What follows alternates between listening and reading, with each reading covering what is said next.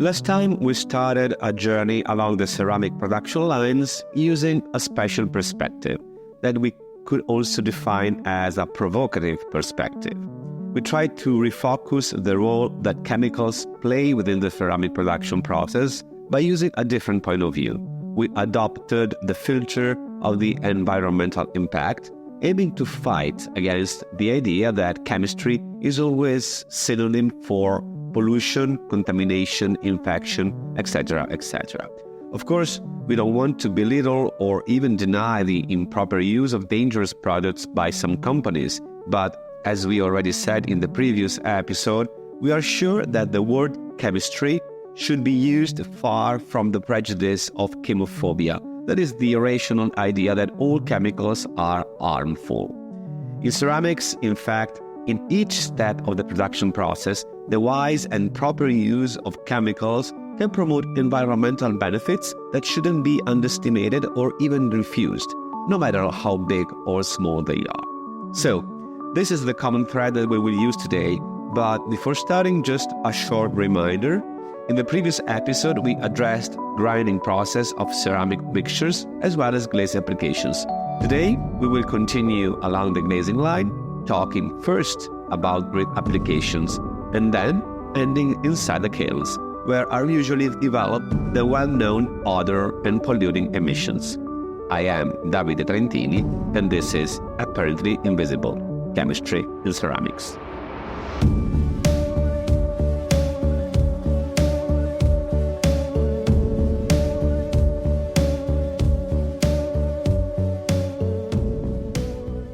Okay, before starting, I just want to say that, of course, after the glaze application and before the grid application process, we should talk now about the digital decoration process. But since we have already extensively talked about it in a previous episode, I think it was a month ago, if I'm not wrong, we go directly to grid applications, starting with a long introduction to better frame the topic. In the last decades, the rapid technology development of ceramic industry has completely changed the scenario, expanding both the aesthetic and technical offer. What am I talking about? Just think of, for example, the new large size now available, or of what the digital technology has introduced in terms of aesthetic possibilities, such as, for example, the reproduction of woods and marble. For example, the production of this marble, that must be lapped after firing to be completely like the original and natural material, involves the formation of a glass surface with a significant thickness. This is quite often more than 300 microns, and that can be, must be partially removed to develop and reproduce the mirror effect of real marbles. The formation of this kind of glass, that is hard, transparent and resistant, is developed by using grits or ground frits suspended in water and with the addition of proper organic chemicals that are able to promote a correct application by means of airless spray system.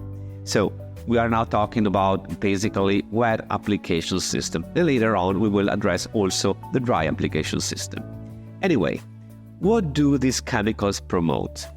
The most important benefits are for sure a proper desobolization, a perfect drying process on the raw ceramic support, a good leveling action, and finally, an appropriate binding power, just to mention, of course, the most important.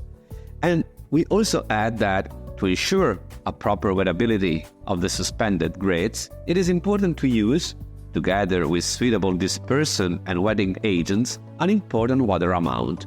Exactly, the water.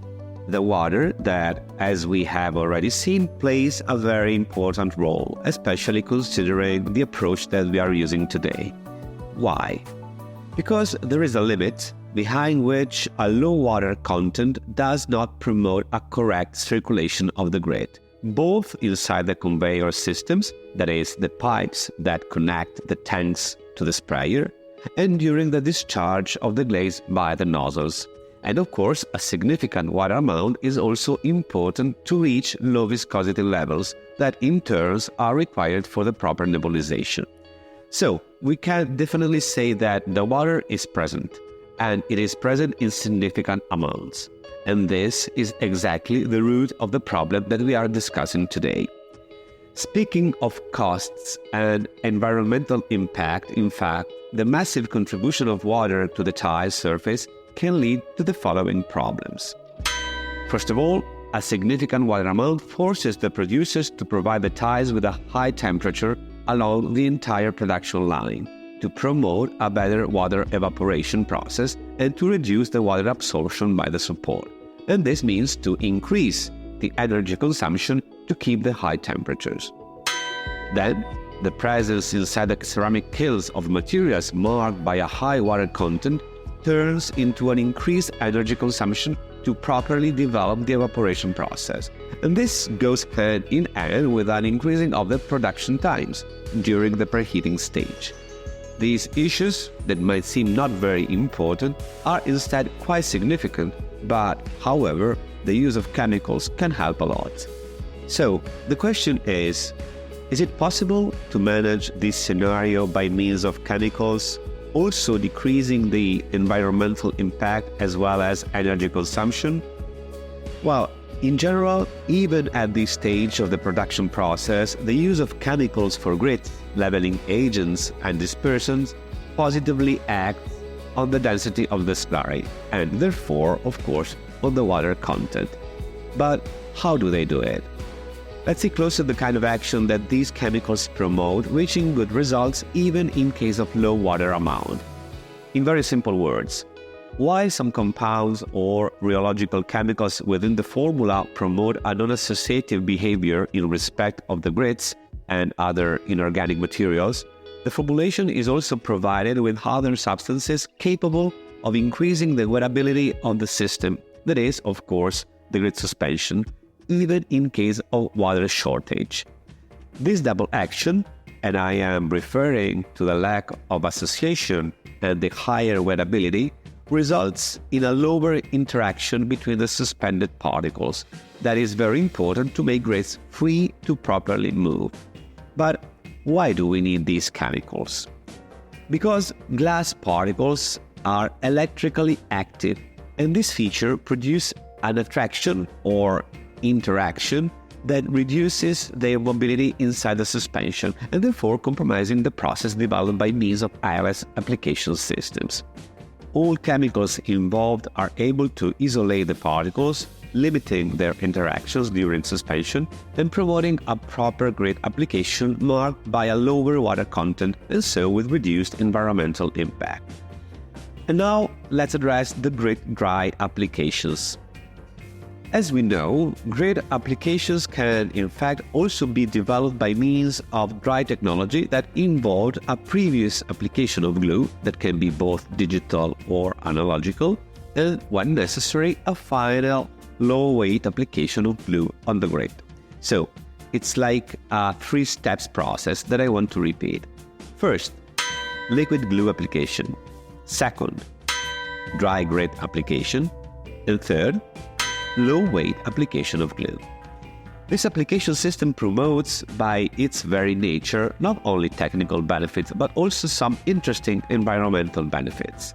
It might seem obvious, but the most significant is, of course, all about the important decrease of water amount. Since the grit is not in suspension, the liquid part does not exist. We are not talking about slurries. Adding to this, we must underline that the amount of the glue to fix the grit, that I remind you is a natural derivative product in water, is very, very little. It usually ranges from 200 to 300 grams per square meter.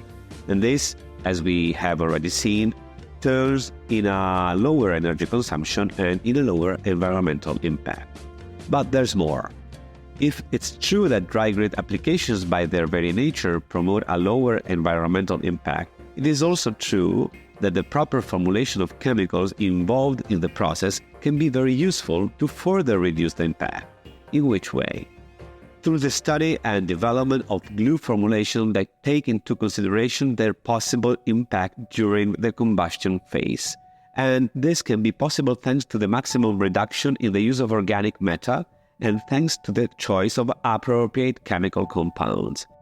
In this perspective, the formulation of the glue must be based on molecules that develop a good binding power but simultaneously also promote an optimal combustion process.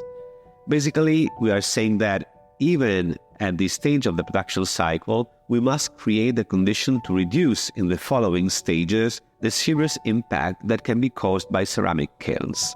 And here we are. It's now the moment to address the last step of our journey that, of course, ends inside the kilns. I think that it goes without saying that the firing stage is surely the most energy intensive of the entire ceramic production process, and at the same time, it is the one most involved in the emissions of pollutants and of carbon dioxide. All that action that we have been talking about, at least the most of them, are basically intended to decrease the emissions and to reduce the energy consumption that usually takes place in this last and important stage of the process. So, what are the features that ceramic materials must have when they enter the kiln to reduce energy consumption and environmental impact? First of all, the percentage of residual humidity or of water must be as low as possible. The water within the raw tiles may lead in fact to two different kinds of problems. If the temperature gradient is not calibrated and constant, pressure phenomena, expansion and finally bursting of the tile may occur within the material. And in this regard, I suggest you to check episode 1, whose title is exactly "Why do tiles explode within the kiln?"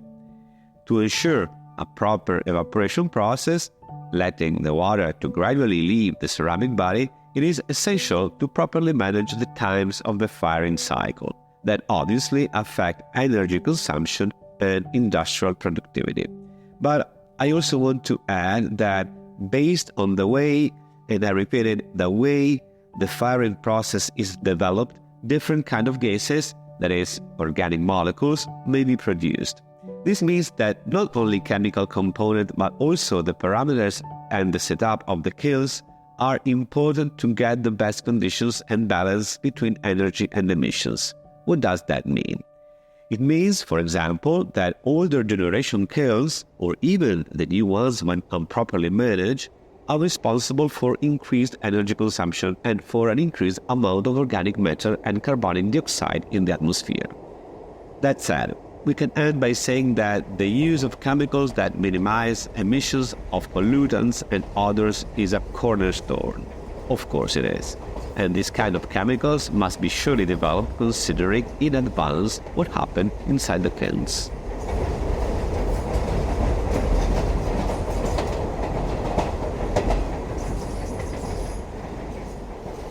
And with this last focus on the kilns, our journey ends here.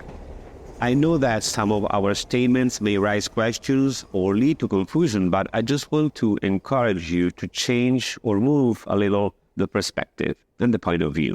Because sometimes if we do this, even just for a few centimeters, we could discover details that were hidden and that we have never seen before. And this, in my opinion, is always very important, in general, I mean. Anyway, of course, if you want to deepen the subject, you find our contacts on our website, that is ceramco.it, ceramco.it. I remind you, as usual, that all podcasts are available not only on the main platforms, but also on the app that you can freely download on Apple Store or Google Play. You just need to type Z and S Ceramco. Once again, CERAMCO. See you soon.